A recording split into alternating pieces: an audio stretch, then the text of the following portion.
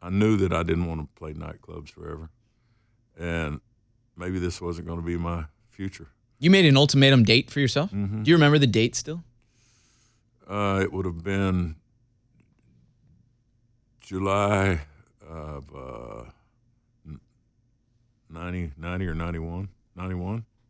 And if what didn't happen, you would go back. You would do. Well, something I had else. been trying to sign with Capitol, and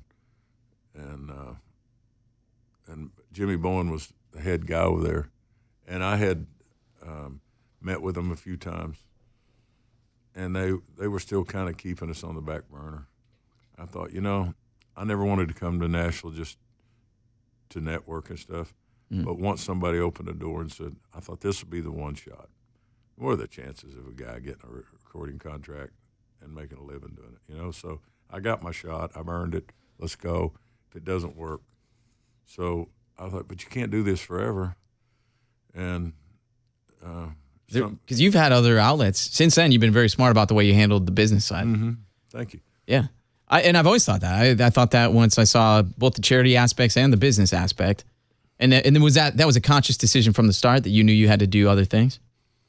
I thought at some point I'm going to have to be a dad and a businessman and go make a living like everybody else, go to work. You know the old saying where the little boy says, his dad says, what do you want to be when you grow up? What are you going to do when you grow up? And he says, I'm going to be a musician. He said, well, you can't do both.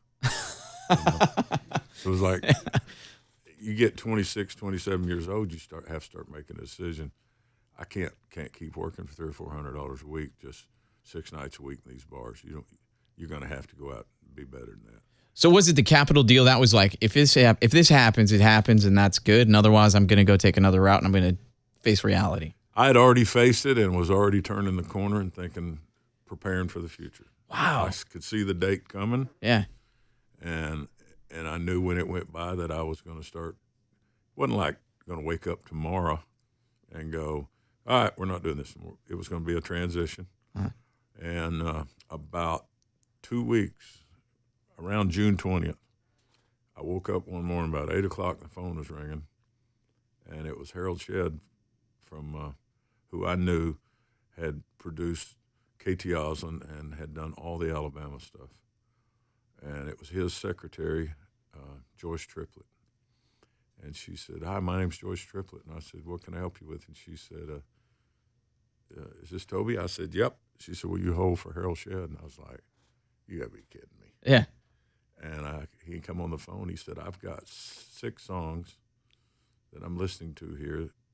And he named them. And he said, did you write these? I said, yes, sir. And he said, well, I would love you perform them live. And I said, yep. Who's playing on these? I said, my band.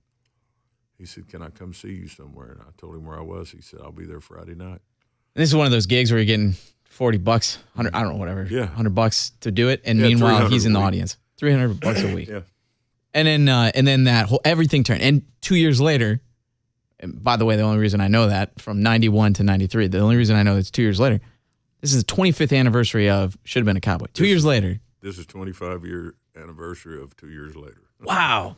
So really it did. It just like, boom, a corner chart. You pick up the phone and life changed. Mm-hmm. One phone call. Go to bed that night. Yeah.